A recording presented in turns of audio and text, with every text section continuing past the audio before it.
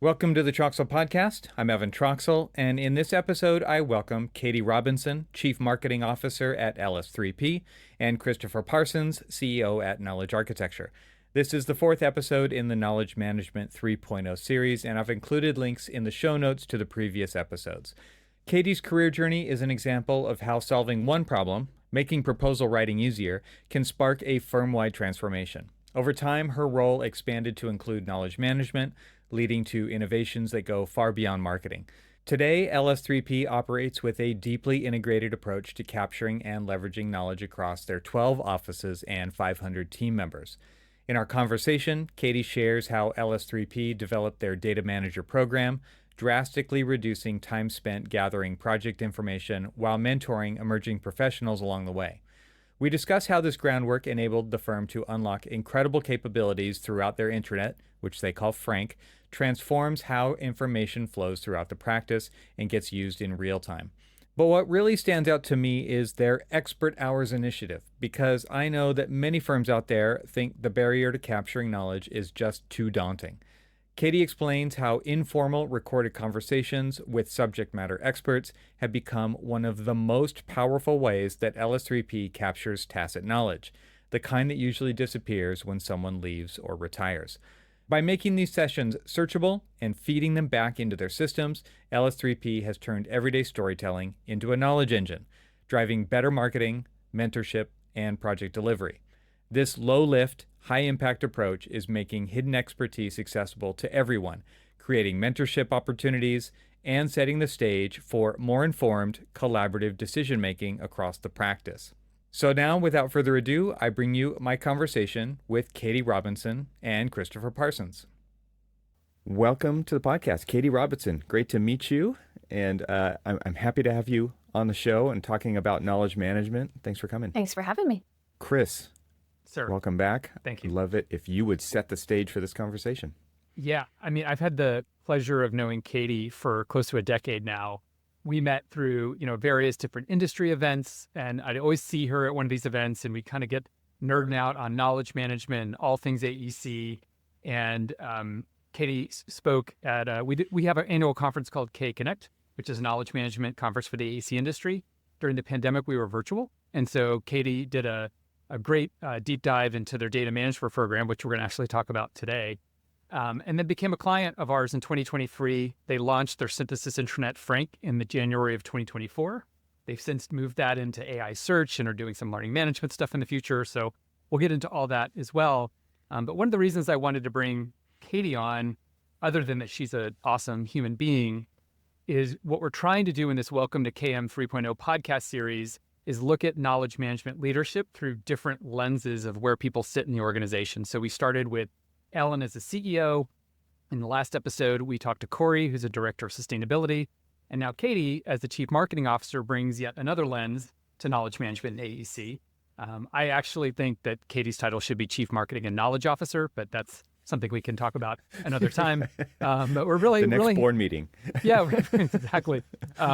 So we're really excited, Katie, to have you join and just talk about knowledge management, LS3P, both you kind of personally, but then the organization. So thanks for being here. My favorite topics. I love it. Well, let's start there. Why is it one of your favorite topics? I think the main reason is it combines both sides of your brain. So mine don't have limits. So they like to go and mess with each other a lot, but it takes all of the importance of data and knowledge and facts, and it combines them with the creativity of marketing and communications. And it's such a lovely pairing and such an obvious pairing as well. I like that. Maybe for the uninitiated, you can kind of talk about how do you tell other folks when they join LS3P who haven't heard of knowledge management?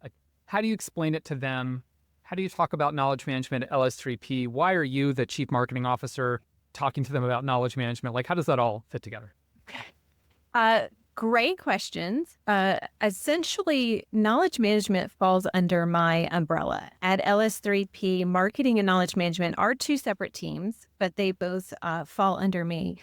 And the reason this happened was almost by accident. Years ago, when I was really struggling as a marketing coordinator doing proposals and interviews. I was pulling out my hair trying to find project data like most firms do. And it was kind of an accident that we stumbled into knowledge management. And it started with our journey for the need of data in order to do marketing proposals. And it just kind of snowballed. So ever since then, it's really become, this is going to sound cliche, but part of our culture. So we do talk about knowledge management a lot. It's part of our onboarding process with new team members. We celebrate it a lot with all of the different initiatives that we do, both from knowledge management and marketing. So really, it's just it's part of how we practice and do business. We don't need to do a whole lot of internal marketing to support why we do this. I'm raising my hand. I have a question. Evan. Thank you. First time caller. The idea of your team being excited about this is something that I don't think is kind of across the board in AEC. And I think that one thing that I hear when I hear you talk about that is like, we all recognize that this is something we can leverage. And that's where excitement comes from. It's like, oh, there's benefit, there's value to be extracted from this thing that I can actively participate in to, in my way to make it better. And I think a lot of times, though, it's a bit overwhelming for firms to think about, oh my gosh, like getting this thing up to speed so that it can be leverageable is one of those things that is overwhelming. And it's like, oh my gosh, we're going to have to just like, this is another job. And I'm curious, you said you've been doing this now for a while. Can you just kind of describe what that process was like? Was everybody excited about it from the beginning? Like, obviously now it's just like a well-oiled machine, right? Let's just tell it how it is. Like that's really cool that you've got to that point and you can tell that success story. But what was that journey like for the firm? It was an interesting one. So this really gets into the creation of our data manager program that we have. And we started these talks, probably about 2008. Knowledge management was kind of a buzzword at LS3P at that point, but we really did not know what it was. But we knew we had a problem with not having accessible data from our projects. The knowledge part of knowledge management came a little bit later. But we started with the data collection because it was, in my opinion, in my naive opinion at the time, it was the easiest to tackle. And now as I talk to some firms who are really struggling with project data, I'm like, oh, wait, that actually probably was hard at the time. But I was just so invested because we needed it for marketing. The first thing that I think overwhelms people is the concept that this has to be owned by one group. And it's not successful if it's owned by one group. So if I take just our centralized database, we do use Deltek Vantage Point as our centralized database. I am one of the few that actually do really like Deltek, and I think that if used properly, it's a good tool. Sorry, Deltek. Okay. But basically, we gathered everyone on the onset that we thought this data could benefit. And it wasn't just marketing, and it wasn't just technology, and it wasn't just the practice team members. It was HR, it was finance, it was legal. We thought about every single way we have to report on our data through industry surveys, marketing proposals, doing recruiting, financial, everything. And we gathered those individuals together. And we made sure that we took a look at what are we asking people to collect. And if we weren't going to report on it, it didn't matter. So we were really able to streamline the process. By having that engagement in the first, it started to create this excitement amongst multiple groups within the firm, not just those of us who are hands-in every day trying to make the database work for us. It really... Katie, can I interrupt you for a second? Sure.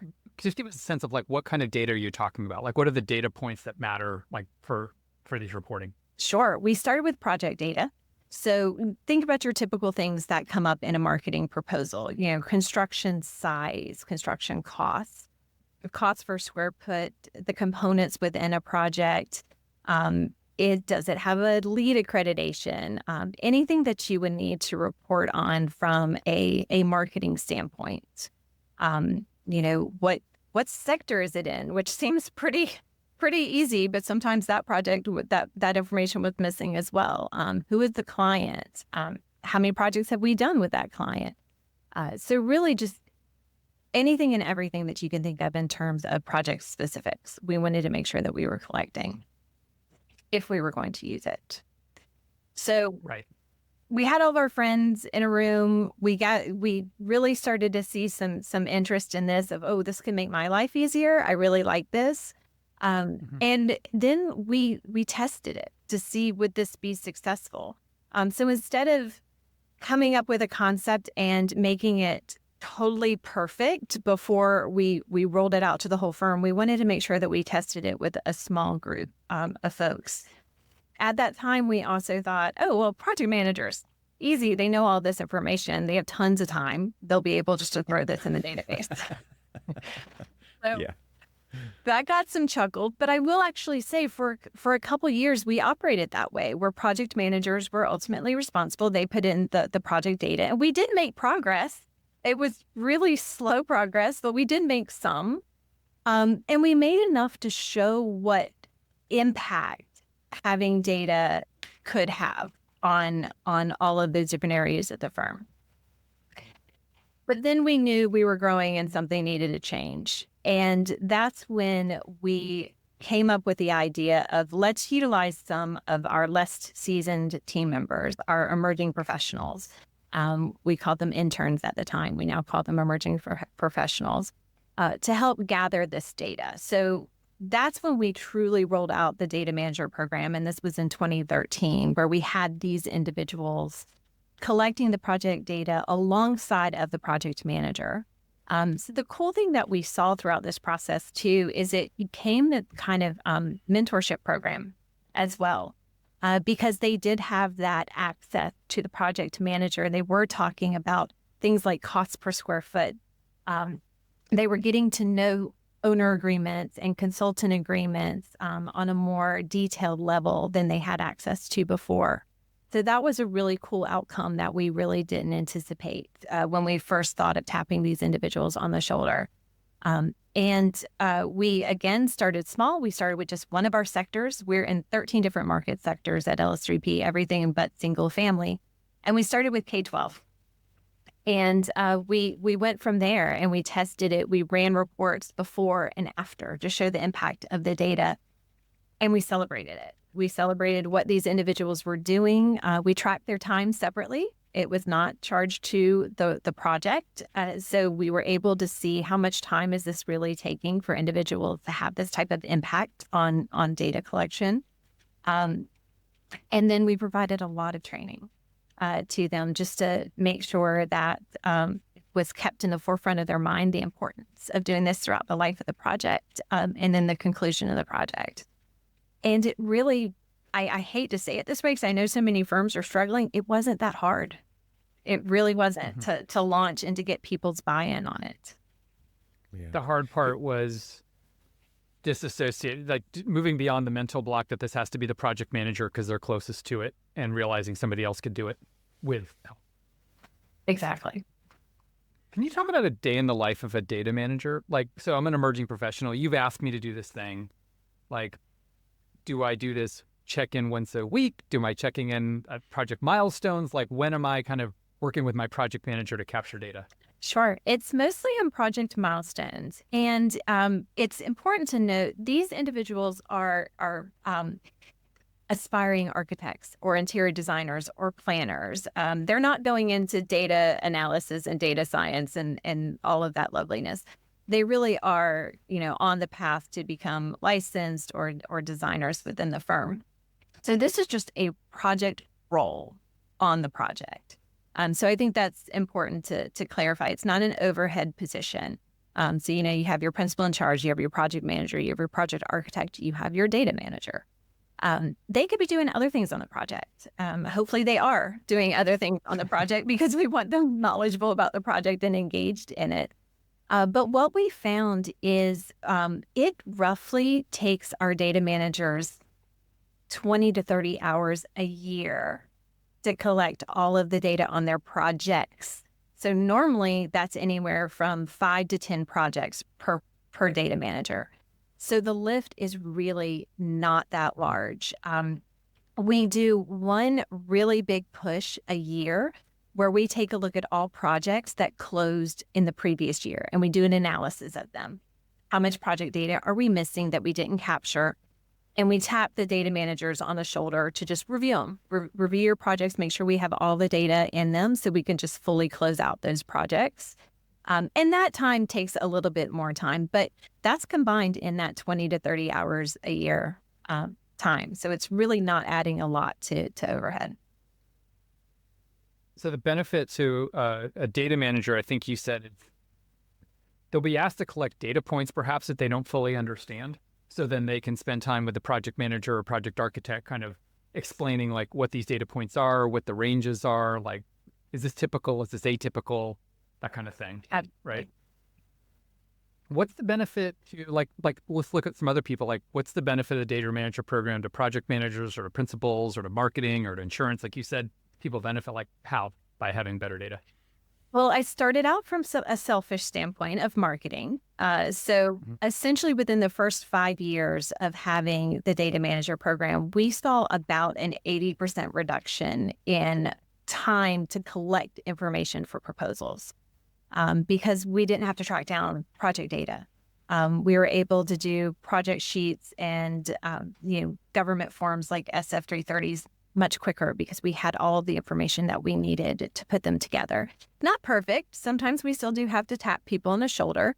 But the good thing is it's now a partnership. So if marketing finds data on a project that is not in the database, at the conclusion of our proposal that we're doing, one of the things that we do, the task at the end of a proposal, is go and look and see if we collected any data. And if so, go put it in the project record. So it's not just solely on the data manager to do this. It's a team effort between multiple groups in the firm. So marketing has definitely benefited. The really cool thing that we have seen in the past really 5 years or so is we have started to really embrace Power BI for data visualization. And at first we did this just for our monthly financials. We just wanted an easier way to do monthly financials. But then we started to look at all the project data that we had and we're like, wait a minute, there's something to this. We could do a lot more because we have such substantial project data. So we have a huge strategic reporting app that combines multiple Power BI reports from financials to projections to a list of our projects, who worked on what, how many hours the team has spent on the projects, really being able to dive down into what makes a project successful. And we are able to do that because we can slice and dice our projects a variety of ways because we have that information in the database. Nice. What was the, that is nice. I would assume you didn't have that to kind of, like, it feels like, correct me if I'm wrong, but like when you want to get a change like this made, you have to kind of paint a vision of what the future looks like so you can work backwards to like designing the program.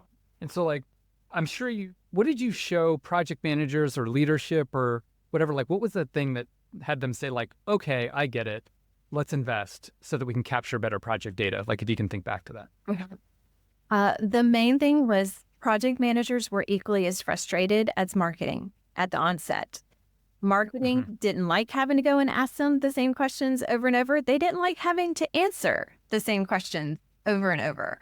So it was really easy to show. And again, we use K-12 as an example. So we could show the difference that even just responding to the amount of experience that would qualify us for this pursuit we were chasing from, we have 8 projects that qualify to, oh, wait, we actually had 50 that qualified, but we would have only have put 8 in our proposal had we not known about these other ones. So just showing that example, it really was easy to get buy-in. And again, it's such an easy lift that we're asking of our data managers, and they're already on the project and familiar with it. So it really wasn't that difficult to have buy-in. It also really helps that the business teams at LS3P are fully collaborative together. The leaders of those teams, we meet once a month. I can tell you what legal, HR, technology, all of them are working on, finance, vice versa. So it was really easy to see the impact that this has on a variety of different levels of the firm, and then they could celebrate it as well. So, for example, project managers used to have to look at this huge Excel spreadsheet before professional liability insurance renewal application went out. Huge. They had to go through every single project line item just to make sure we had proper coverage for all of the projects that we were designing. And it was painstaking because it just took them so long. It's now a report. And because it's part of the data manager process, we know we're collecting this information. It's a byproduct now. Right.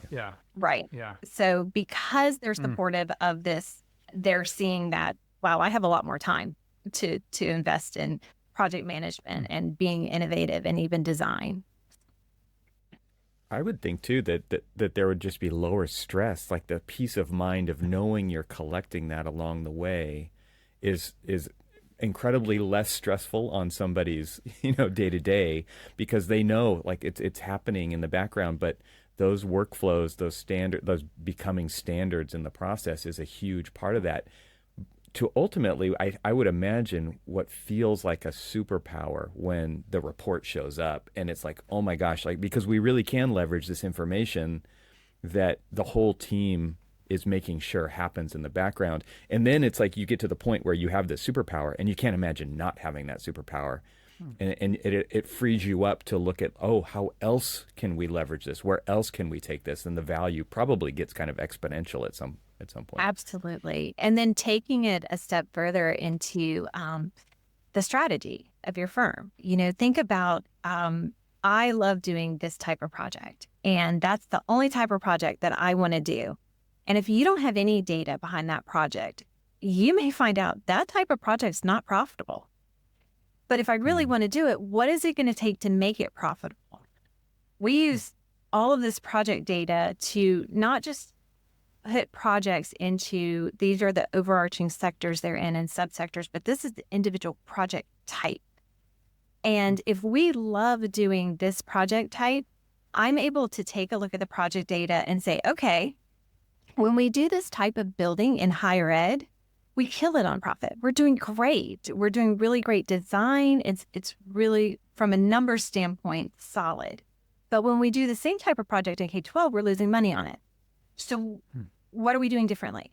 And so that's when you can take the hard and fact data and then combine it with a little bit of the knowledge that doesn't fit into a beautiful field in the database to find out the why behind the data. And that's one thing that we stress a lot at LS3P is that data is not knowledge. Data supports knowledge. So while we do have this wonderful strategic reporting app that provides you with limitless data, there is something behind that data driving it. And that's really important to remember as well. So being able to roll out not just these are great reports and this is how you can utilize the data, but we're also focusing on the why. It just helps everybody truly understand what we're trying to do.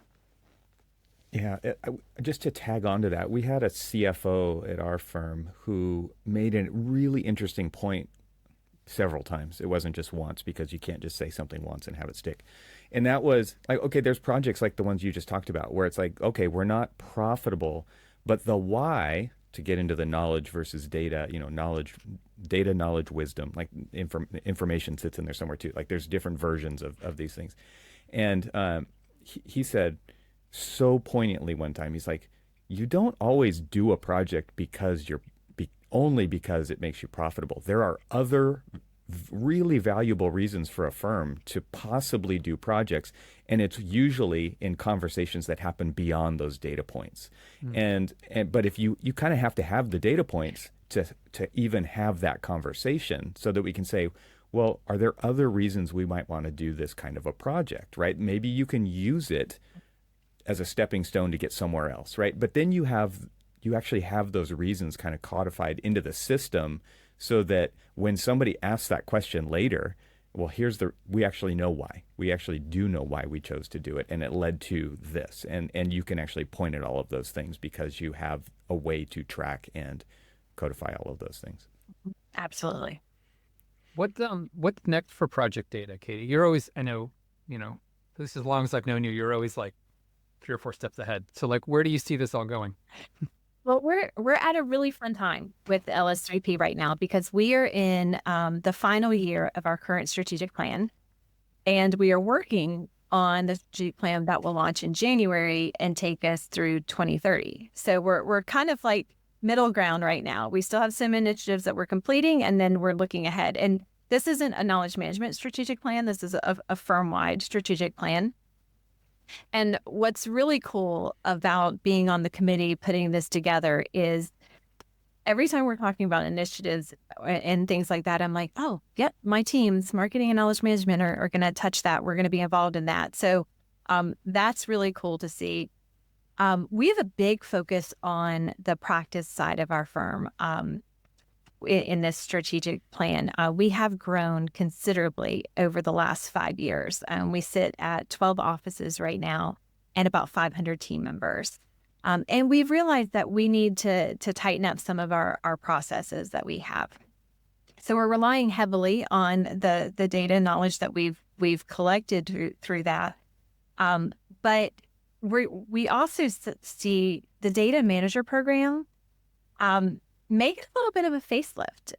So we're looking at what other types of project roles could we put into place that can be as successful as the data manager role. For example, a design lead, which seems like we need that, but we really haven't implemented using fields like that. A green data manager. And so we've really held back of pushing our data managers to collect a lot of sustainability data, because when you start talking to sustainability folks, wow, that is a lot of data that they can collect. And so we didn't want the program to be completely overwhelming. But we do report through the DDX to the AI 2030 challenge. We do all of that reporting. So the green data manager that we hope to roll out with our next strategic plan will be really focused on that. Are we going after an certification for this project?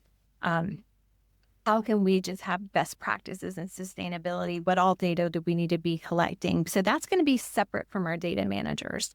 But equally as important, things like technical leads on projects where we can just establish that more. And then the really exciting thing, not that all of that isn't exciting, is we're really leaning into what can we automate with what we already have. So we have great Revit models. There's a lot of data in Revit models. So we have just started flirting with how can we harness that data? What does it look like? What type of data lake do we need to store this in? And then once we have all of this data, are we going to be able to utilize Power BI to pull from these huge data sources? Or are we going to have to develop something in-house or look for another application?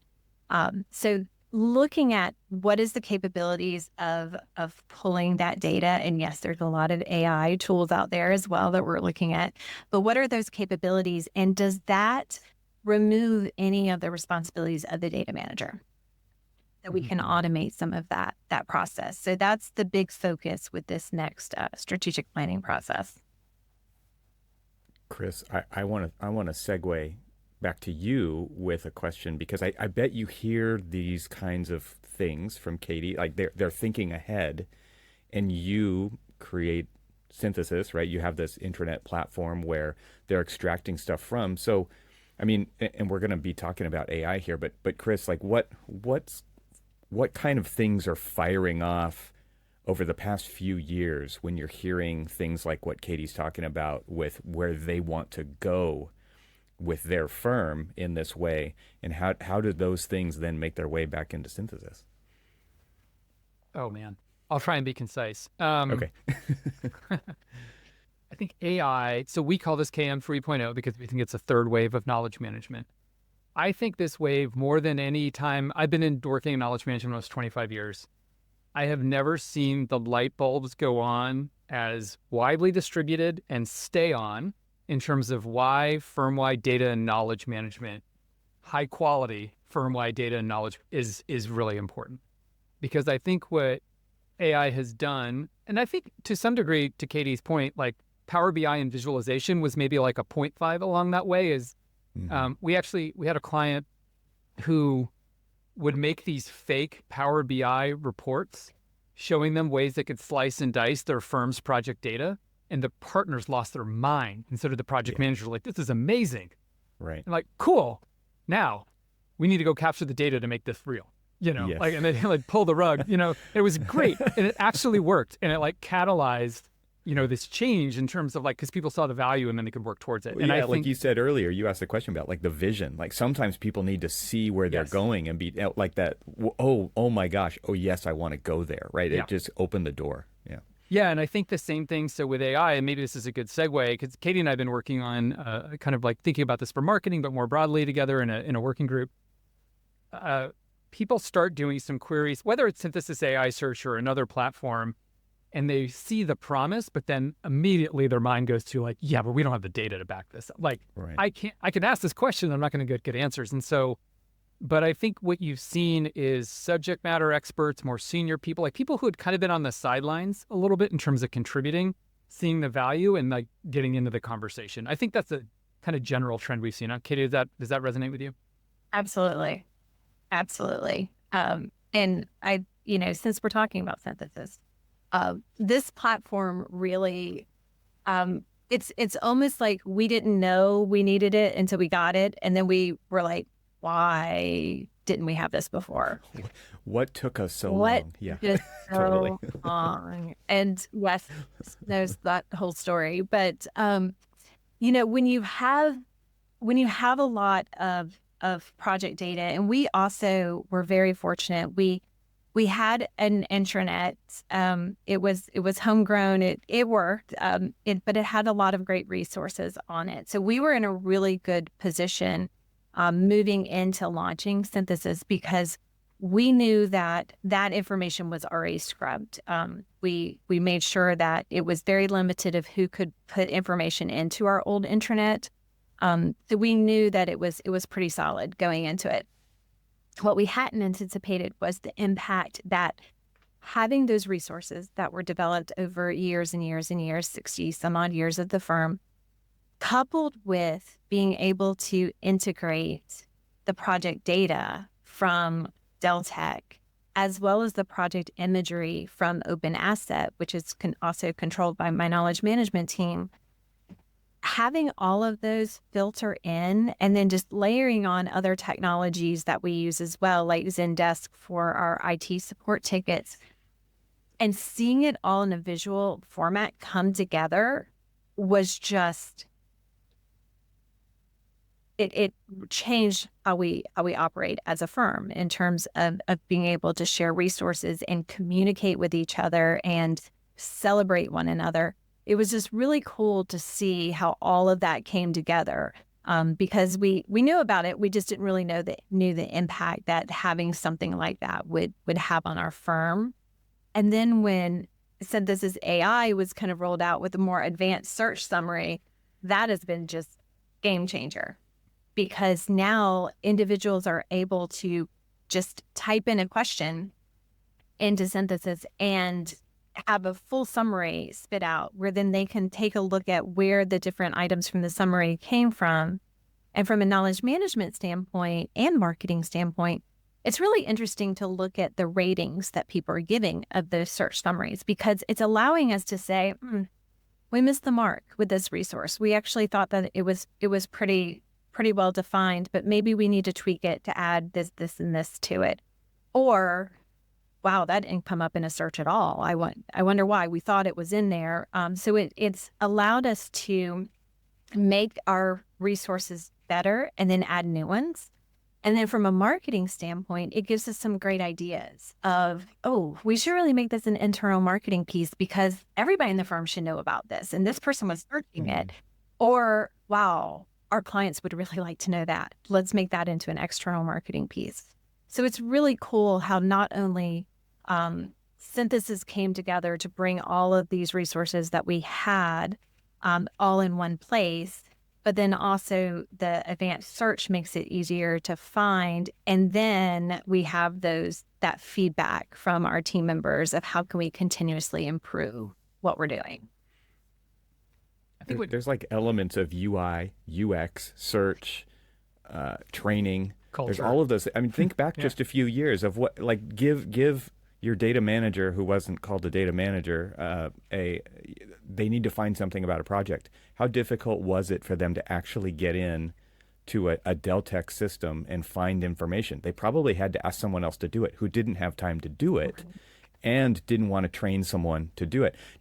Democratizing access alone is just this crazy, like, ability now that people have. Again, it's a superpower that now that we have it, it's like, okay, table stakes. Okay, everybody's.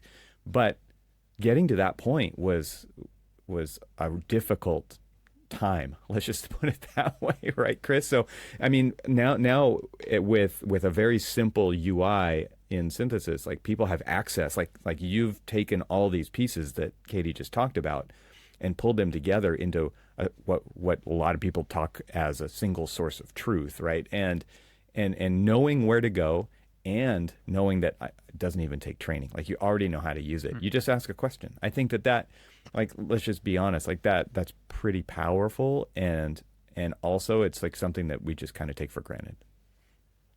Yeah, I think what's really interesting about it, beyond one more layer to that I think we've learned by watching Katie and teams in our community, is that by having all that content in one place, you can, like, imagine I'm a marketer on Katie's team and I'm trying to write a blog post or a social media post about our approach to community engagement, or how we're thinking about mass timber, or, you know, whatever the topic I want to write about is.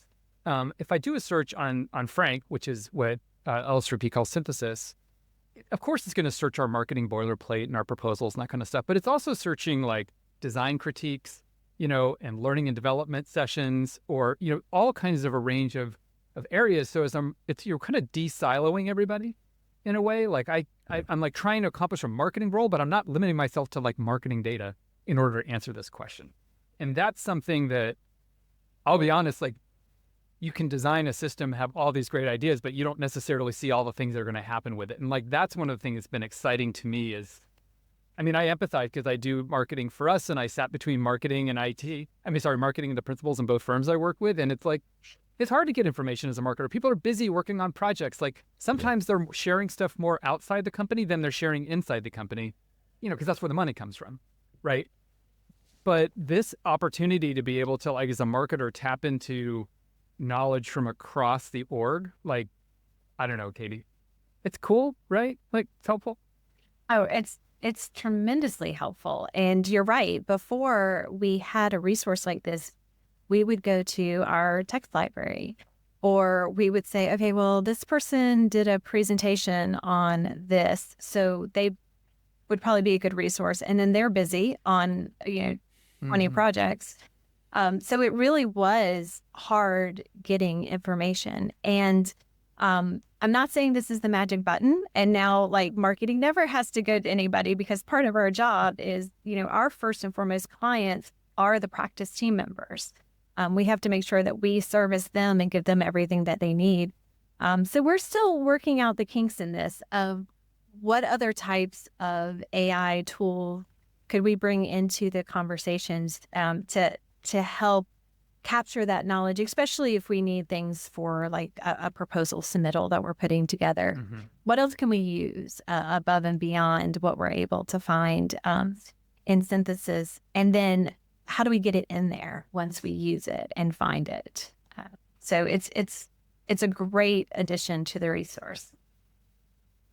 One thing, Evan, too, is people, I mean, I don't know that this is true, Katie, so you can correct me if I'm wrong, but I think people are either starting new kind of programs or series now that they understand what's possible. And a program I'm looking at LS3P is expert hours for getting experts interviewing other experts to share knowledge. I think primarily for a learning and development and growth engagement purpose. But I know you have an ulterior motive, Katie, too. It's like, this is great for marketing to hear, like getting people on tape, recorded, talking about like their expertise, like what better resource could a marketer have, but also what better resource could an emerging professional tap into. So I wonder, I hope I didn't steal all of it, but like, I wonder if you can talk about expert hours, like how it works. It's a really, really, I think, cleverly designed program, especially a good program for this AI era, you know, too, because you're trying to capture knowledge that AI can consume, not just that humans can consume. Mm-hmm. Absolutely. So our expert hours, they're very easy to do. I would probably wager a guess that the majority of architecture and engineering firms, as well as other industries, do these all the time. You know, you're putting someone in front of a group of people and letting them ask questions to them. And we've done this throughout the history of LS3P, but we've never really formalized the process. So starting this year, we decided let's really start formalizing this process. And marketing led the initial expert hours, especially honing in on our major sectors like commercial, higher ed, K-12, healthcare. How can we have really casual conversations open to anyone in the firm with our subject matter experts in these areas? So they're really easy. They're over lunchtime. So the majority of people are just having their lunch, and everybody in the firm is invited to attend. And we have one, maybe two experts who are just asked questions. Normally we have a 5 to 10 minute conversation prior to the expert hour with the expert, just saying, hey, anything that you hope people ask, we know this about you, because what we quickly discovered is a lot of people don't know what they know, so they don't know how to tell you what they know.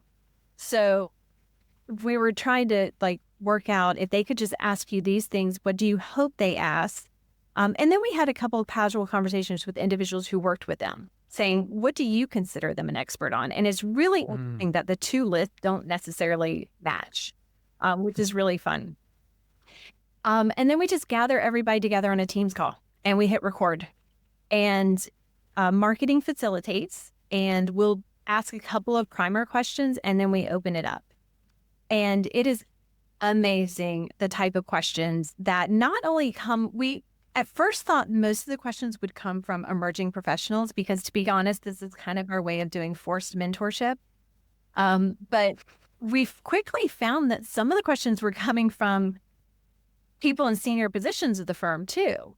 And the questions range from really specific technical questions to questions about where do you find inspiration for your designs, to how do you balance everything? You know, you're doing all of these projects at home. We know you have 4 kids too. Like, what's your secret? So there's nothing's off limits. You just can ask any question.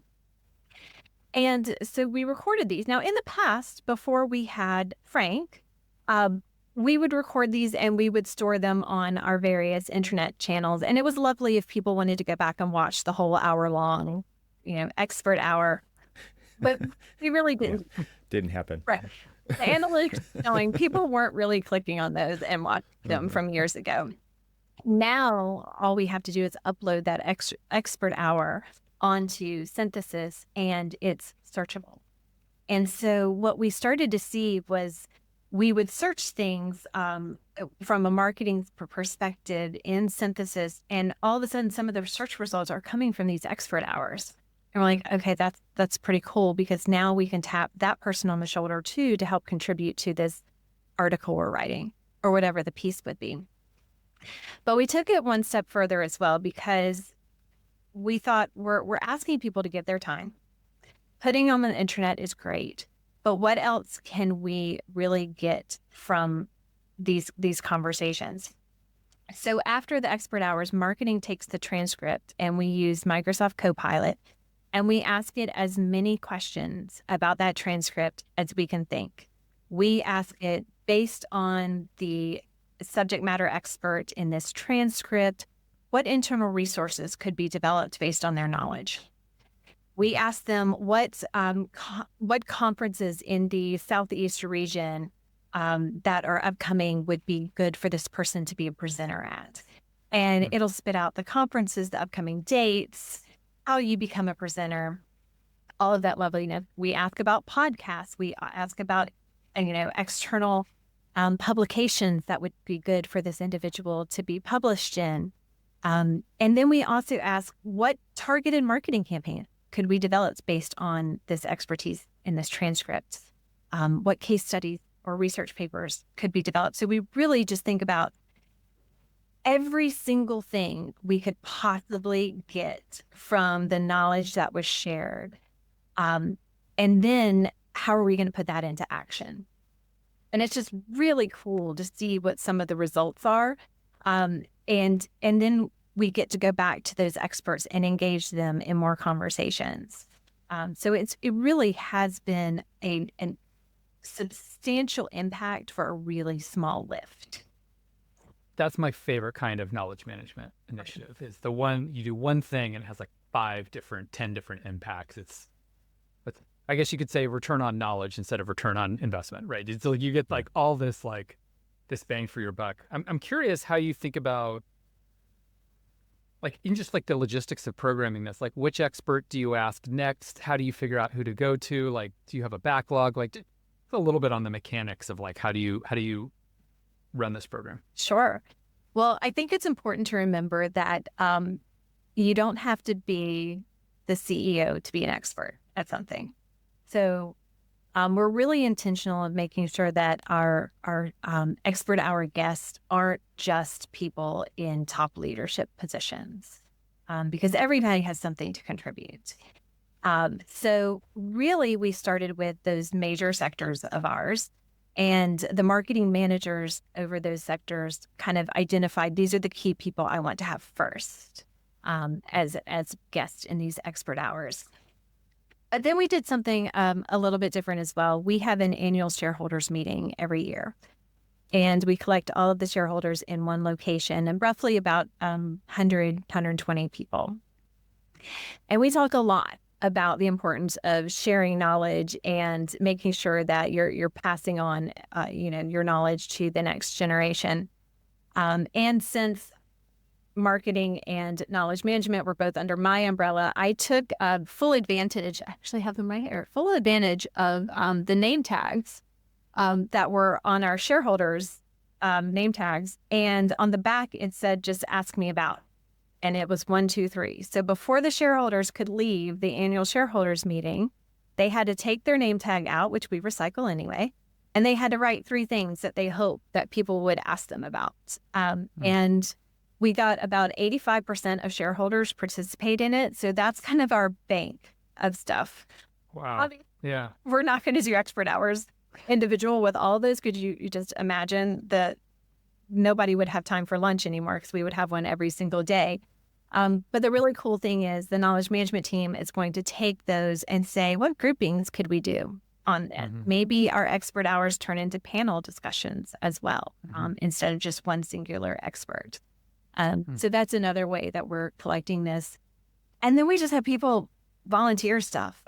After an expert hour has been done with the firm, we'll have people say, gosh, I wish people would ask me about this. And we're like, okay, we're going to write that down. So it's really become organic of who we're bringing in to do these conversations. Very cool. You've said knowledge management teams several times. I wonder, in my experience in the industry, you've got firms that will be listening to this who haven't heard of the term knowledge management, all the way through firms that have knowledge management teams and everything in between. So what's the structure of your knowledge management team? And maybe as a kind of a second part of that, how did it started with 0, right? And now you have a team. So like, how did you build it? What role, like, when did you decide to make it official versus kind of doing it under the radar? I think that'd be kind of helpful. Yeah, I would love to say that I rolled it out and I had this fantastic team that I have now right from the onset, but that's not realistic, I don't think, for any firm to do. At first, the knowledge management team, quite honestly, started with myself and the data managers. So it really did start with that data collection process. Now, they weren't full-time team members. I was just borrowing some of their time, but they contributed to us being able to show the importance of a true knowledge management team. We started just using the verbiage of knowledge management when I would give my marketing presentations to the firm or the shareholder group and things like that. So again, kind of just organic. Like maybe how long ago, Katie? Are we in time? Gosh, probably about 2015. Okay. We would just start dropping the knowledge management word a lot, and it kind of just stuck. Whenever we were talking about our intranet, that was kind of knowledge management, but we would talk about sharing knowledge. So we would just make sure that we use that a lot. And then really it was when we really started to embrace Power BI, which was about 5 or 6 years ago, that's when my team really started to be formed because we knew we needed people full-time. This wasn't just a part-time, I'm going to come in and do data analysis and visualization, 20 hours a week. We needed someone full-time to do that. And then we started seeing what all we could do with that type of analysis, and then layering on the other aspects of knowledge management. The knowledge management team, we do oversee Deltek Vantage Point. We don't own it because no group within the firm owns it, but we oversee, which fields are created and, what are the options in each field and things like that. And then we also oversee our digital asset management with Open Asset in knowledge management. So we knew we needed team members to help build that up as well. So my knowledge management team, though, as a whole, I have a fantastic manager who helps run the day-to-day operations of knowledge management, 2 data analysts, and then a knowledge management coordinator who focuses on Open Asset. So it's a small team, but then we have about 120 data managers throughout the firm helping and pushing that. And then also other groups in the firm helping to really push the collection of knowledge through expert hours and things like that. So it's a small team, but we're able to make a really big impact. And with resources now where it's super visual, like synthesis, and people can see, oh, that's how everything comes together. That's really cool. It helps to set the stage for what's next. If we had a couple more team members, what could we do?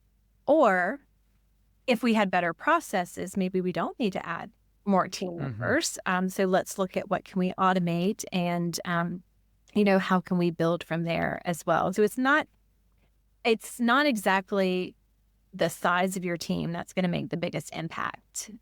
There's ways to, even with just a singular person focusing on knowledge management, to make a huge impact for a firm.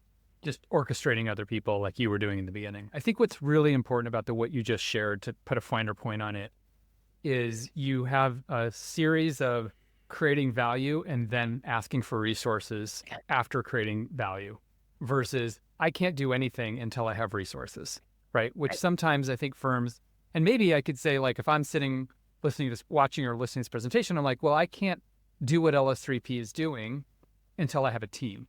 And I just wanted people to hear that, like, that's not the way that KM was built at LS3P. It was like, do stuff first, right? No. And nor is it the way that marketing was built at LS3P. You show the need for something, you show how it could be successful, and then you ask for the resources. It's a lot easier to sell that way. Can I ask a quick question here? And maybe there's not a quick answer to this, but the thing that you just described was a process where you took steps over time. And, people, I think a lot of times when there's a big initiative like this kind of on the table and discussions around it, it's like, well, what's the ROI of that? And I know that's really, really hard to measure. And at the same time, it's like, well, it's kind of obvious. So I'm just curious if you were to do it over again today, or give advice to people who don't, to firms that don't have this in place, like what would you say to them? Because you did the slow and steady, you showed the value, and then you built, like you did it that way because that's how you had to do it. But we're talking over 10 years ago that this all kind of started, right? So things are different now, I think, right? So what would you say to firms who are just starting to understand that, like, there's this whole world of knowledge management and how it can be leveraged, and that there's huge returns on the investment, but again, you have to do the investment. Like, what would you say to them? I would say you're really lucky to have all the technology that we didn't have back then. So true. Oh my gosh. You waited long enough, and it's great. Oh yeah. well, great timing. But really, it's still, I think, the same message is there's something you want to make better. It may not be broken completely, but there's something you want to solve. And maybe it's not having the project data. Maybe it's what happens when all these people retire, and how's the firm going to function? We need the knowledge in their heads. It can be anything, but just starting small and understanding that I still think you have to look at, this is where I want to go, and what are the really small steps that I can take to get here. I think a lot of the times we try to perfect something before we launch it. And especially something like knowledge management program in your firm is never going to be perfect because it should continue to evolve and grow. And if you wait for perfection, you're never going to launch it. So what are even just the 3 smallest things that you feel like you can wrap your hands around? And then the most important thing is it takes everybody in leadership believing in that thing.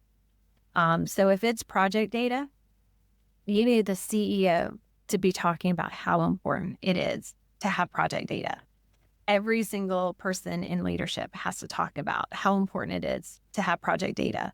And that might take a complete internal rebranding because like most firms, when people thought about our database, it was like, oh my God, that's where I have to go do my timesheets. And everybody hates doing timesheets. So it took some change management of, no, this is actually a really cool source that can do other things besides just timesheets. But I think if I had to do it all over again, I wouldn't change the fact that you started with, this is my end goal. And this is how I know I need to get to this end goal. And I'm okay if I can just do these 3 steps right now, knowing that it's going to keep building. And then it's just easier to sell that way. And it's also not so overwhelming. Evan, I think I would kind of point out some things in Katie's story just to answer your question, but if I were thinking about what would I advise somebody based on what I've watched Katie do?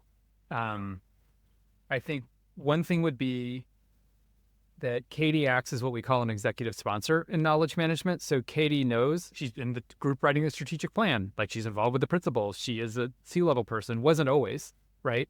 But understands what's important to the leadership and tries to solve those problems versus doing something cool with technology or like doing a knowledge management science experiment. I think that's really important for building credibility. And I think to your point, Katie, find something that the CEO and the leadership will get behind. You don't always have to, it's even easier if there's something that they already have said, this is important, right? Go help them solve that problem. Right. That's a really easy thing. And the other thing I really noticed, the 2 big things we talked about at LS3P today from a program perspective were the data managers and expert hours. Those are very light technology touch knowledge management projects. I always talk about KM being people, process, technology, and culture. That's processy, culture, people, heavy stuff, light on technology. And I think the really impactful stuff in KM does that as well.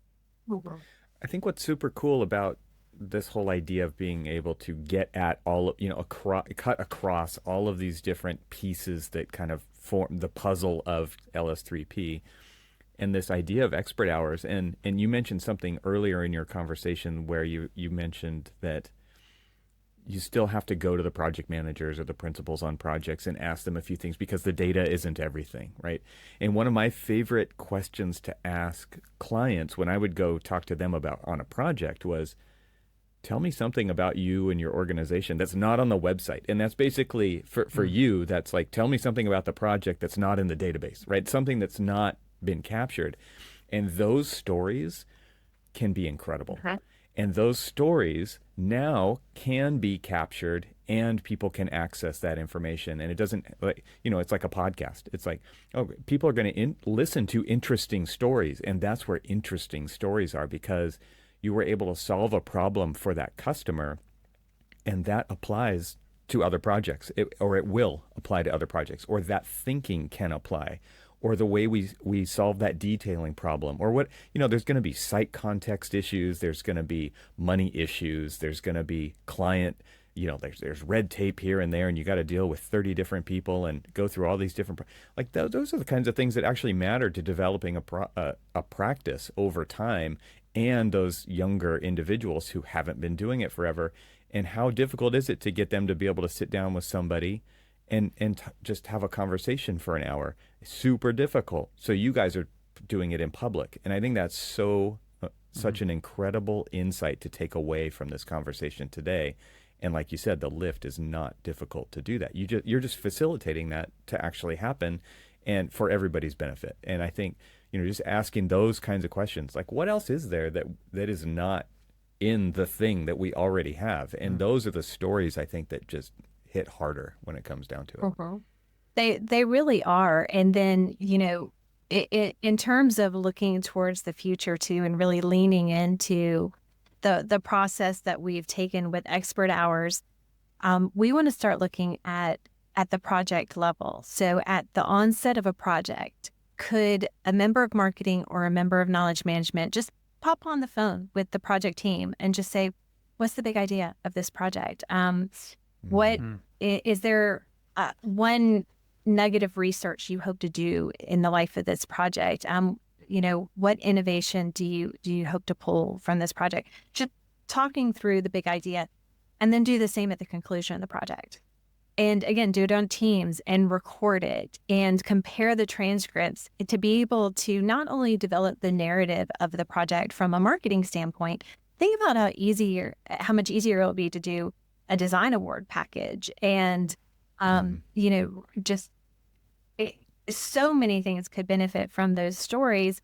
But then also you get into the lessons learned. Absolutely. Yeah. Yeah. And those can be positive too. I think a lot of times Correct. when we think about lessons learned, it's like, oh, well, we're never going to do that again.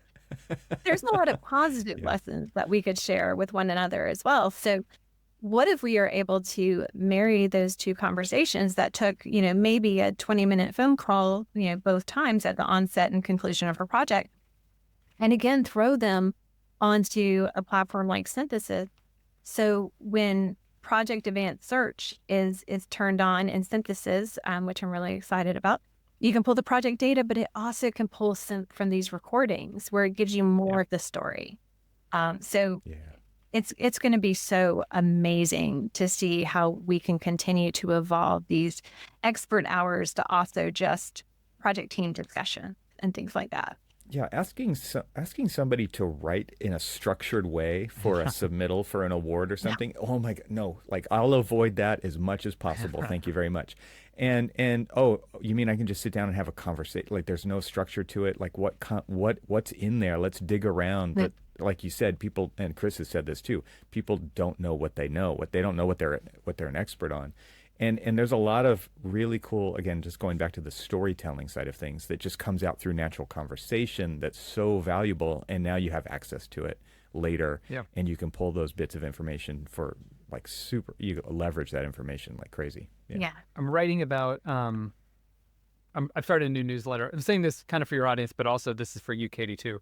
The Smarter by Design newsletter I started in May, kind of profiling some of these great KM programs.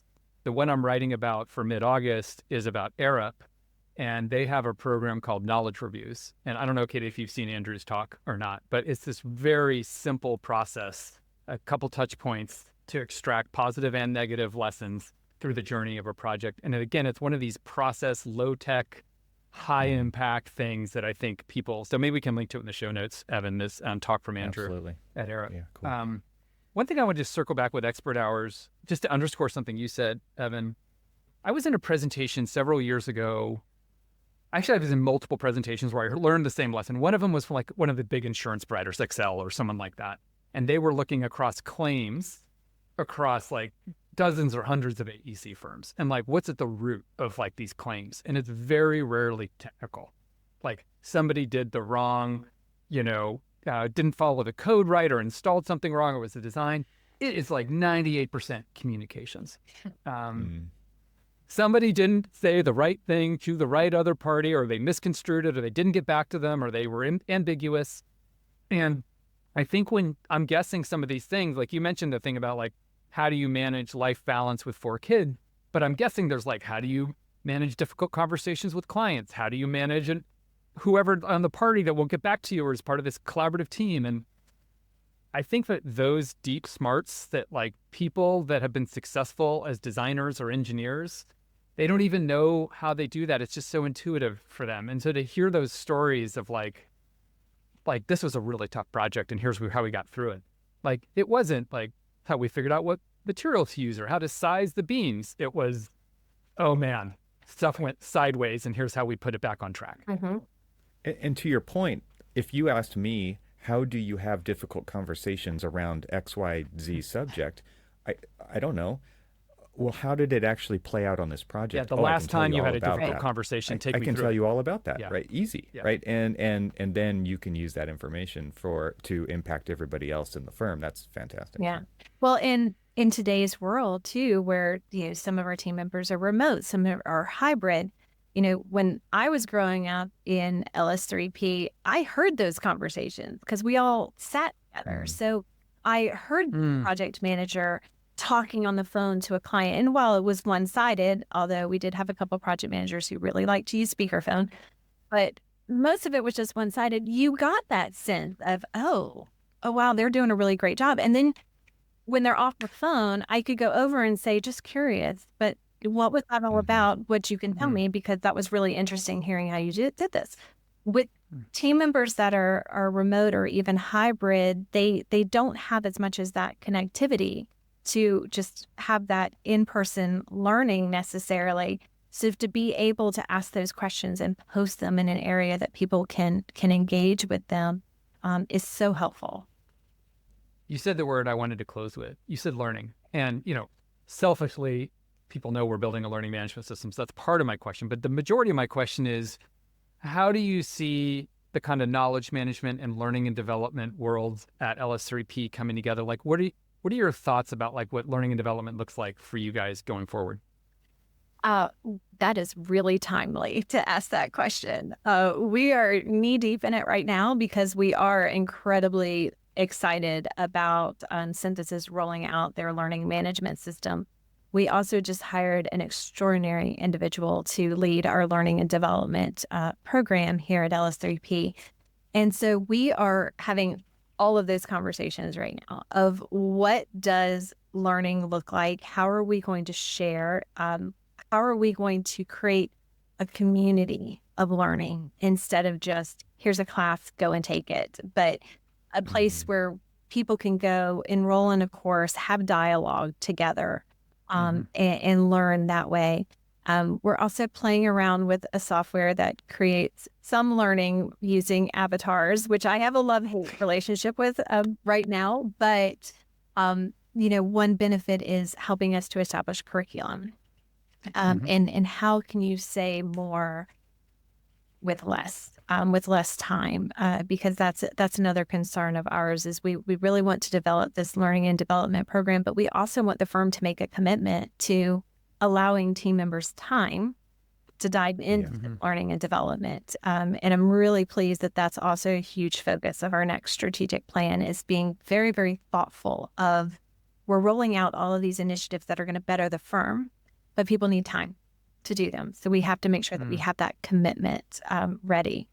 So we've been playing hard in different ways, prepping for this learning management system to roll out. But it is going to be a huge focus of ours, especially throughout the next 5-year strategic plan. Can you just talk about why real quick? Because I can think of a lot of reasons why this would be really important. I mean, retention of employees, getting their professional development at the office and not having to find it elsewhere, making it really clear about steps to achieve your next position. I mean, there's a lot of reasons, right? So can you just kind of give some of the whys at LS3P, why you're going, again, through a big investment to make that happen? Absolutely. You hit on the major ones, right? Our most important part of our firm is our people. And we don't want people to come and join us for a couple of years and then leave. We want them to see that they can spend their entire career at LS3P. So how are we going to make that happen? What resources are we going to put in place in order to be able to let them grow their career within LS3P? But then also it's important for just the evolution of our firm. What if we had the same project management training that we had 10 years ago? And we were like, yeah, that's killer. We're just going to keep doing that. And we're not going to really invest in updating our project manager training. Well, project management has changed. There's a lot of automation now, a lot of other resources available. So that would fail if we didn't keep that at the forefront. So not only the time to attend these learning sessions, but the time needed for our subject matter experts to contribute to building them. That's also a thoughtful process. You want those subject matter experts leading these training sessions. You don't want someone who is just from outside of our industry coming and trying to teach you how to do project management necessarily. So that commitment is really important. We hope it does help with recruitment and retention, but also at the end of the day, it is the right thing to do for our team members. One of my favorite sayings was whenever there was pushback against training, it was like, oh no, we can't do that training because what if they take that somewhere else at some other firm and go use it there? It's such a naive thing to say, but it's like, but then the comeback is, well, what if we don't and they stay, right? So there's always it's a double-edged sword. And I know we're wrapping up, but Katie, I mentioned to you before we started recording, some of my favorite people work at LS3P. You're now on the list, and I think one of the things that really impresses me about those of you that I know at LS3P is, man, like the level of caring about the bigger picture of LS3P. It's not just your role in your slice of what's going on at LS3P. So I mentioned Daryl and Ruth earlier, who are in your digital practice technology department. And I love every time I get together with them, and it's great to see that it's beyond their department, right? It's also what I'm seeing here in marketing. So thank you so much for what you brought to the conversation today and your willingness to share it with other firms who are like, how do we do this? I think this is the kind of thing, and Chris, for facilitating all of this to actually make it happen is something that is better for the profession. And I hope others are taking notice of that and can also contribute in these ways, because it's really impactful overall. Thank you. Thank you. I would echo what Evan's saying and go maybe further. One of my favorite things in the world is the Eisenhower matrix, which basically puts on two axes important and not important, and non-urgent and urgent. And a lot of the stuff you talked about today, Katie, falls in the quadrant of important but not urgent. And in my view, that's like where knowledge management lives and thrives. It's, if you think back all the way back to the data manager program, I was thinking while you were talking, it's like, we're going to have this conversation about this project data either under duress because the insurance reports do or because the proposals do, or we can have it now, while birds are chirping outside and everybody's like breathing easy. But it's not urgent to have it now. So, it's like that trade-off. And I think what Evan was getting at is a word I love for KM, which is stewardship. And it feels like the people I've met at LS3P are stewards of the organization. And when you feel invested like that, like knowledge management, I think it directly correlated to a feeling of stewardship, because it is that important, non-urgent stuff. So I hope people took away that from you in this conversation as well. That's great. Well, caring and stewardship are two of our core values at LS3P. So are you serious? They are. That's so funny. So hopefully leaning into that. Caring is such the other word that, like, oh my gosh, if more people in the world cared more, Well, anyway, I could get Hall on a That's sidetrack another podcast. on that, but like listen, that's a whole nother episode. Whole nother. Katie, thank you so Yes. much. We really appreciate you Thank being you. here. Thank you. Thanks to our sponsors, and thanks to our members this week. Find out how you can become a member at trxl.co, and I'll talk to you again next week.